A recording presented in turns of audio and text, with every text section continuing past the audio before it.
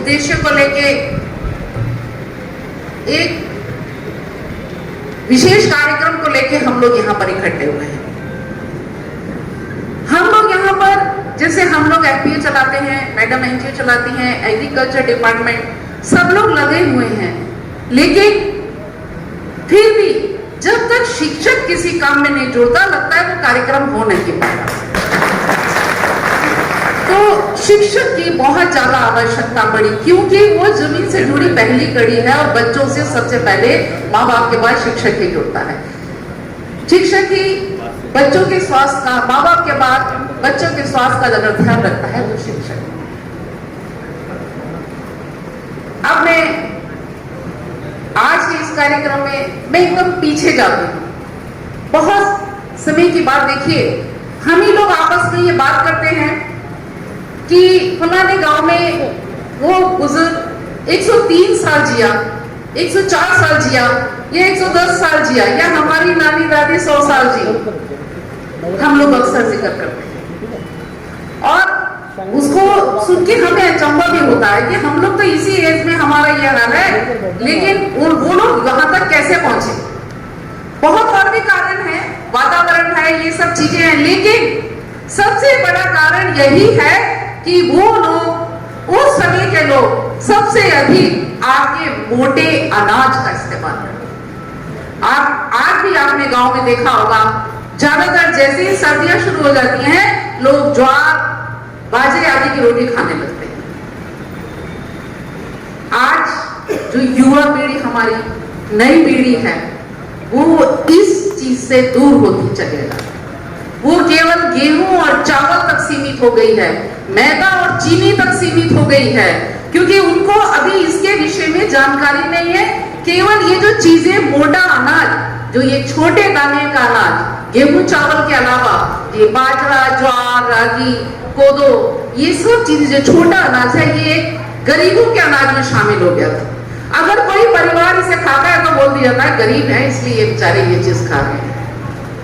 लेकिन हमारा बड़ा सौभाग्य है कि हमारे प्रधानमंत्री नरेंद्र मोदी जी ने हमको, आज की युवा पीढ़ी को यह एहसास दिलाया कि नहीं, गेहूं चावल के अलावा अगर आपका ध्यान इस मोटे अनाज की तरफ जाए तो आपको अपने स्वास्थ्य के प्रति ज्यादा सजग होने की जरूरत नहीं पड़ेगी।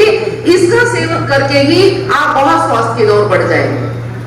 बाजरा, ये बाजरा, इसमें जो भी हमारे बच्चों के लिए बहुत ही लाभदायक चीज है। मानसिक और शारीरिक शक्ति बढ़ाने के लिए बाजरे का बहुत ज्यादा उपयोग है। इसमें जो कि बच्चे के यहाँ पर अवश्य हम ये बताएंगे कि जो गेहूं का, आप लोग बोलते हैं कि गेहूं और चावल तो हमेशा से खाते रहे, इसमें क्या बुराई है। आप लोग जानते हैं कि जब हम लोग ये डायबिटीज के जब पेशेंट हो जाते हैं तो सबसे पहले ये भी आता है कि गेहूं और चावल का भी प्रधानमंत्री जी ने मिलेट्स की ओर ध्यान दिया, मोटे अनाज के श्री अन्न की तरफ ध्यान दिया, तभी जो है विदेश में भी इसकी जरूरत समझी जाने लगी। और जानते हैं, अध्यापक है, मुझे कहने की आवश्यकता नहीं, समझदार है, पढ़े लिखे सभी ज्यादा, कि G20 में भी इसका सबसे ज्यादा उपयोग किया गया खाने में। बताया गया कि यही आप आटे और मैदा से हटके अगर इन चीजों पे आए तो हमारे शरीर के लिए बहुत आवश्यक है, बहुत ज्यादा फायदेमंद है। यही सब चीजें देखते हुए हमारा राष्ट्र कृषक संवर्धन के नाम से अभी अंजुम जी ने बताया कि हमारा जो ब्रांड है संवर्धन, ये केवल मिलेट्स की चीजें ही बनाता है। अभी सिंचाई महोदय ने कहा कि एक किसान ये काम नहीं कर सकता, इसीलिए जो एफपीओ के द्वारा हम लोग किसानों को जोड़ते हैं और किसानों को इन सब चीजों के विषय में जानकारी देके अधिक से अधिक इस खेती के उत्पादन की ओर उनका ध्यान आकर्षित करते हैं, और हम लोगों ने किया भी है और धीरे धीरे हम इस चीज पे आगे बढ़ रहे हैं। स्टार्टिंग में हमने काले गेहूं का प्रचार किया था और काला गेहूं हम लोगों ने काफी जगह उगवाया और उससे खरीद भी लिया।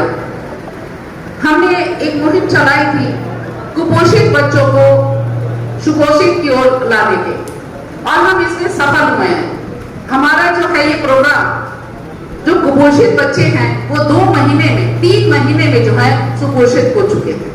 उसमें केवल हम लोगों ने कोई दवाई का यूज नहीं किया, केवल जो है काले गेहूं में मोरिंगा जो आपका सहजन की पत्तियां होती हैं और सोयाबीन ये अलसी का यूज करके हम लोग बच्चों को दिया है।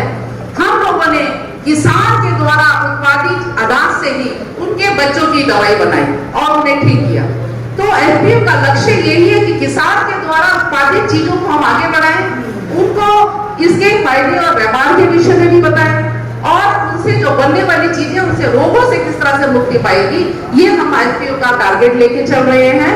और हम लोगों का यही है कि हम मिलेट्स के बारे में ज्यादा से ज्यादा जानकारी दें।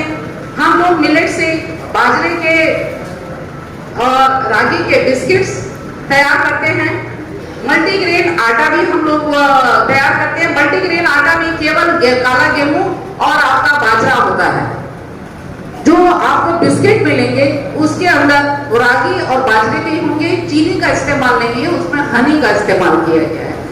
ये मिलेट्स की चीजें इस तरह से हम लोगों ने आप लोगों को एक जानकारी और दे दें कि जब अभी आप लोगों के नगर पालिका का चुनाव हुआ था और उसमें जो काउंसिलिंग अधिकारी लोग लगे थे, तो वहां पर हमने केवल उन्हें नाश्ता जो दिया था मिलेट्स का दिया था और उसमें हमने बाजरे के समोसे और मठियां बनाकर उन लोगों को दी थी, जो बहुत सराही गई। इस तरह से मिलेट से कई चीजें बना के हम लोग उसका इस्तेमाल करें, तेल घी से बचे रहें, जिससे कि हम आने वाले समय में अपने स्वास्थ्य को सही रखें। देखिए सबसे बड़ी चीज है कि मैदा और चीनी को छोड़ो, मैदा और चीनी को छोड़ो, मोटे अनाज को छोड़ो। मैदा और चीनी भी हमारे लिए उतनी ही नुकसानदेह है, सभी लोग जानते हैं, जितना कि और चीज। तो इन चीजों को मैदा इन सब चीजों को छोड़ के हम लोग मोटे अनाज की तरफ मुड़ जाए। मोटे अनाज को आजकल कोई ऐसा नहीं, यहाँ पर मेरे अध्यापक बैठे हैं, उन्हें मेरे से ज्यादा पूरी जानकारी होगी कि किसमें कितना मिलता है। और बाकी अधिक जानकारी के लिए हम लोग यहाँ पर हैं कि आप लोग उसको इस्तेमाल कीजिए, उसका असर देखिए। अभी यहाँ पर कई अध्यापकों ने राकेश अंजुम जी ने ये बताया कि उन्होंने भी हम लोगों से, अंजुम जी ने हम लोगों से संपर्क किया कि ये सब क्या चीज है, मैं इनका एक बार इस्तेमाल कर लीजिए। उन्होंने भी इस चीज का इस्तेमाल किया, उन्हें इसका फर्क लगा। तो आप लोग मोटे अनाज की तरफ मुड़िए, मोटे अनाज की तरफ ध्यान दीजिए। ये मोटा अनाज गरीबों के लिए नहीं, आज हमारे शरीर की आवश्यकता है। आप अगर डायरेक्ट गेहूं का अगर इसका आटा नहीं खा सकते तो आप उसे 5 किलो में 1 किलो मल्टीग्रेन मिला लीजिए और उसका भी इस्तेमाल कर सकते हैं। मैं बहुत ज्यादा नहीं बोलूंगी क्योंकि बार बार फोन भी आ रहा है और मेरा दिमाग उधर की तरफ है, इसलिए मैं ज्यादा पॉइंट नहीं ले पा रही हूँ। आगे कभी जरूरत पड़ेगी तो मैं अवश्य बोलूंगी। एक बच्चा जो एडमिट है जौहर में, हम लोग रात के 2 बजे आए एडमिट करके। जो डेली का हमारा अनाज है इससे थोड़ा सा मिलेट्स की तरफ बढ़िए। बाकी मिलेट्स के बारे में अधिक से अधिक जानकारी हमारी बहन बैठी है, वो भी आपको देंगी। आज भी केवल इतना ही आपको बताऊंगी कि मिलेट्स से जुड़िए, आप लोग अपने स्वास्थ्य की ओर ध्यान दीजिए, अपने परिवार को लंबी उम्र दीजिए और इन दवाइयों से बच के आप लोग अपने स्वास्थ्य को अच्छा बढ़ाएं। मेरा बार बार ध्यान इधर ही जा रहा है और अध्यापक बहनें यहाँ पर हैं, मैं बहुत ज्यादा उनका सम्मान करूंगी, करती हूँ, करती रहूंगी। और पुनः एक बार मिलेट्स की तरफ आप लोगों का ध्यान दूंगी कि सीधा सा वही है, मैदा चीनी छोड़ो, मोटा अनाज जोड़ो। इस लाइनों को आप बिल्कुल अपनी जुबान पर रख लीजिए कि मोटे अनाज से हमें जुड़ना है और मोटे अनाज के तरफ। ये कोई गरीब का खाना नहीं है, यह हमारे शरीर की आवश्यकता है। बस इन्हीं के साथ मैं अपने शब्दों को विराम देती हूँ। धन्यवाद।